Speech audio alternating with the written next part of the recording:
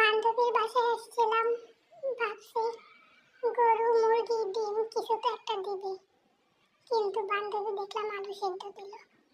যাই হোক, বললাম আলুতে পেঁয়াজ বেশি করে দে, মরিচ বেশি করে দে, যাতে ভালো হয় খাইতে। দিল বান্ধবী। এখন মনে হয় সরিষার তেল ঢালবে, অনেকে এটাকে হাওড়ার তেল বলে। যাই হোক, দেখতে থাকেন। আরে ভাই, সরিষার তেল তো একটু বেশি দে।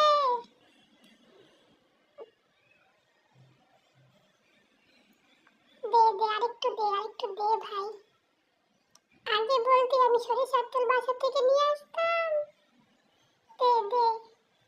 দেখ দেখ দেখ, এই যে আমি ভাবলাম আমার জন্য পেঁয়াজ উঠে রাখছে, নিজের জন্য উঠে রাখছে। যাই হোক, খাওয়ার সময় নিয়ে নেব না। আচ্ছা, এবার একটা একটা করে আলু ফাইনাল মাখানো হইতেছে।